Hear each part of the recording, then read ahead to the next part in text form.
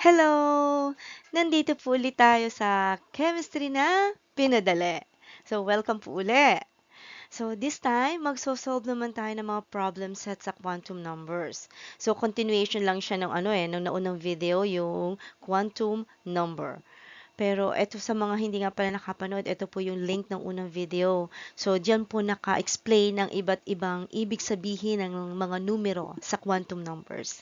Okay, so magsimula po tayo. So, yung dalawang electron sa first energy level, siya pong ating example. Mag-assign tayo ng quantum numbers nila. 'Di ba, pag sinabing main energy level, ibig sabihin principal quantum number. Symbol niya is N. Okay, since nasa first main energy level siya, ang ating N is 1. Pagdating dito sa angular momentum, tandaan nyo, symbol niya ay L. Ang inilalagay dito ay yung corresponding value ng iba't ibang shapes ng orbitals. Tandaan nyo, ang S is 0, P is 1, D is 2, at F is 3. So, since sa s orbital or nasa s orbital yung ating pinag-uusapang electron, ang S niya is 0. Okay, and then sa magnetic o ito naman yung orientation, isang klase lang naman ng S. So, isa lang siyang value. So, 0 pa rin siya. Ngayon, pag sinabi namang spin, tandaan nyo to, ito yung dalawang electron sa isang orbital, yung isa clockwise, yung isa counterclockwise. So, may value, yung unang electron, positive 1/2. Yung ikalawa, negative 1/2.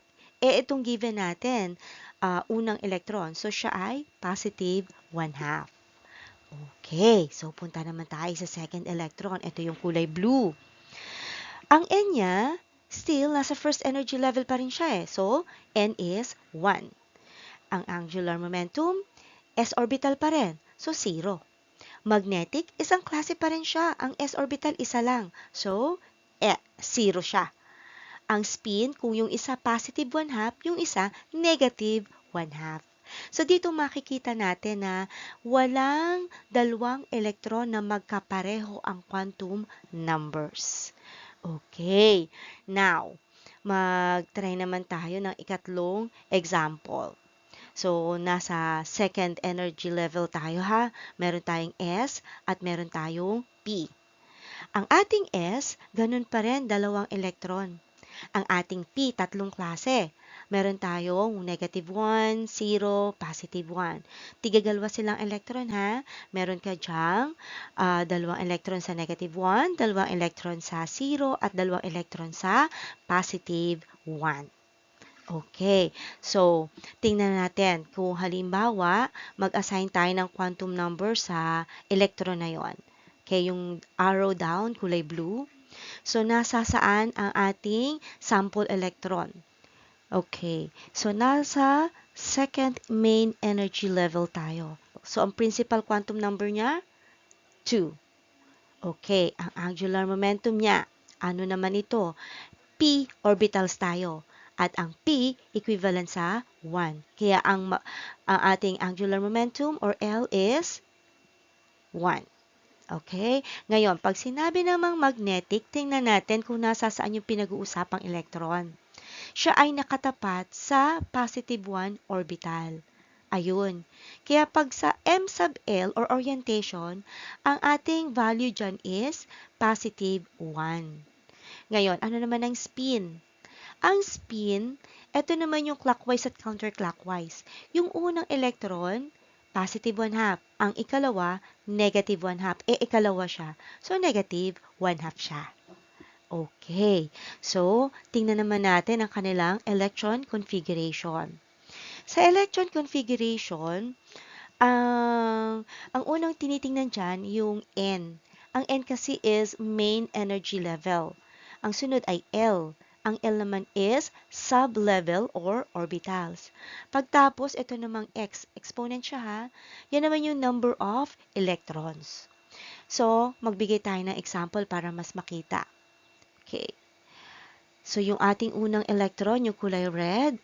So, ang kanyang format ay yung sinusunod natin, yung nasa taas ha. So, ang isusulat natin dito ay 1. Bakit? Yun kasi nasa first main energy level.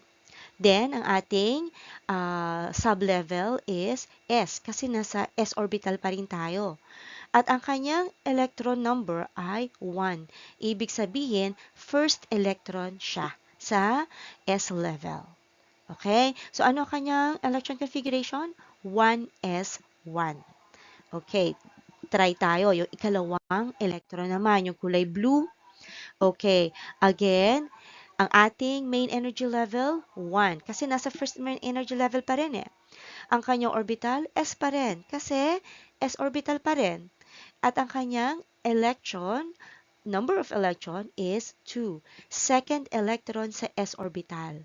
So, dalawa na ang electron sa orbital na yon. So, ano ating electron configuration? 1s2. Okay, third sample naman tayo. So, etong electron na to, eto naman siya.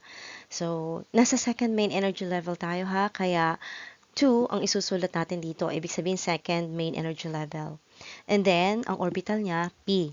So, kita naman natin sa kabilang picture, p orbital siya. Kaya, p ang ating sub-level orbitals.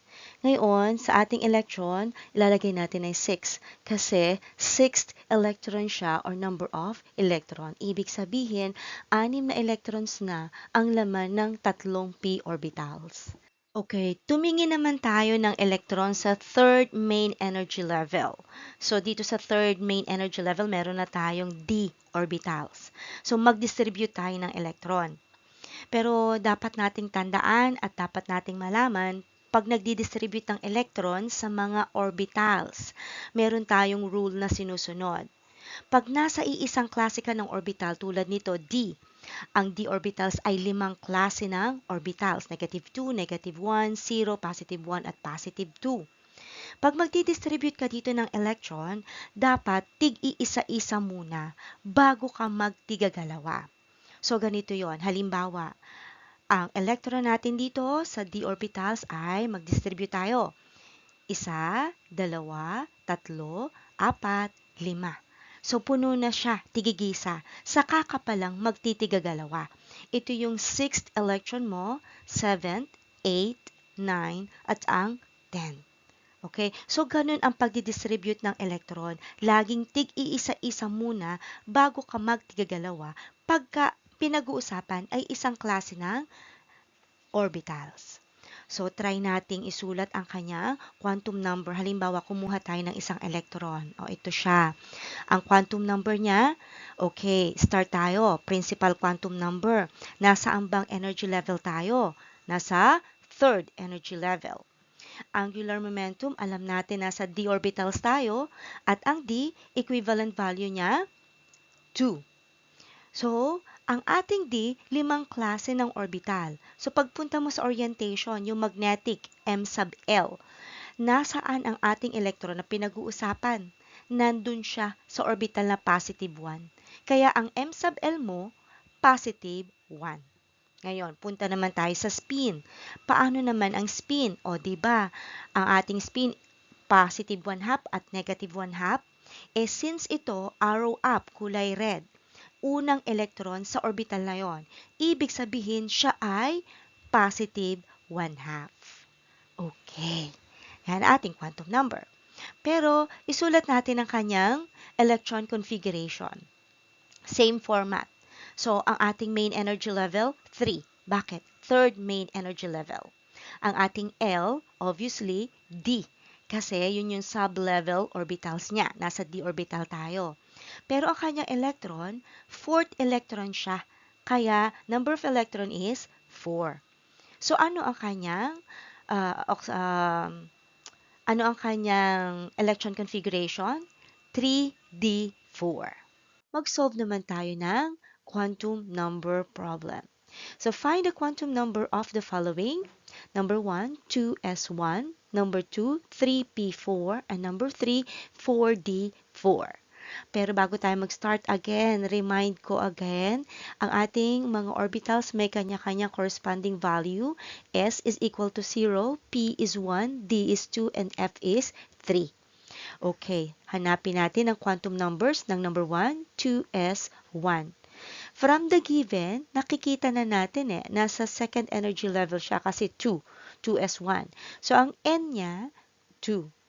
Sa angular momentum, ito yung orbital. Ang given ay s. Ang ibig sabihin, s is equivalent to 0. So, ang L natin is 0. Sa ating orientation naman, ito yung M sub L. Ang S isang klase lang, isang value lang. So, kung siya ay 0, 0 lang siya. So, M sub L, 0. Ngayon sa spin, ito naman yung dalawang electron sa loob ng isang orbital. Siya ay 2s1. Ibig sabihin, first electron sa orbital na yon. Arrow up siya. Ano ang value pag arrow up na first electron? Positive 1/2. So, ang ating quantum number para sa electron configuration na 2s1, 2, 0, 0, positive 1/2. Okay, second given naman natin. Find the quantum number of 3p4. Okay, from the given, nakita natin, principal quantum number, third energy level, 3. Angular momentum, p orbital tayo, alam natin ang p is equivalent to 1. So, L is 1. Sa magnetic naman, alam natin ang p orbital tatlong klase. Negative 1, 0, positive 1. At since apat ang ating electron, mag-distribute tayo. Tigigisa uli bago magtigagalwa. So, ito yung unang electron, ikalawa, ikatlo, at ang ikaapat, ito. Okay, so yung pinag-uusapang electron, fourth electron. So, nasan siya? Siya yung nasa tapat ng negative 1. Yun yung blue. Okay, so ang M sub L natin is negative 1. Pagdating sa spin, ang ating pinag-uusapan na kulay blue na fourth electron ay arrow down. Ikalawa siyang electron sa orbital na yon. Kaya ang spin natin, negative 1/2. So, ang ating quantum number para 3p4, 3, 1, negative 1, at negative 1/2. Ngayon, ang ating ikatlong problem, find the quantum number of 4d4.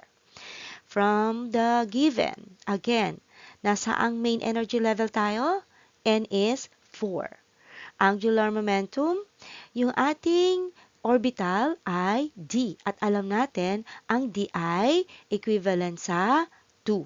So, ang L natin or angular momentum natin is 2. Ngayon, yung magnetic natin, yung M sub L, di ba ang D, limang klase ng orbital, negative 2, negative 1, 0, positive 1, positive 2. Ngayon, ang ating electron is 4. So, magdi-distribute tayo ng electron. Una, ikalawa, ikatlo, at ikaapat. Ngayon, yung pinag-uusapang electron, nasa ikaapat na electron. Anong orbital siya nakatapat? Siya ay nakatapat sa positive 1. So, M sub L natin, positive 1. Okay, dito naman po tayo sa spin.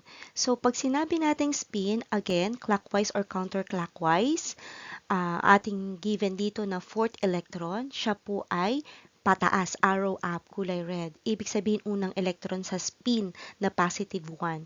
So, ang ating corresponding value sa M sub S ay positive 1/2.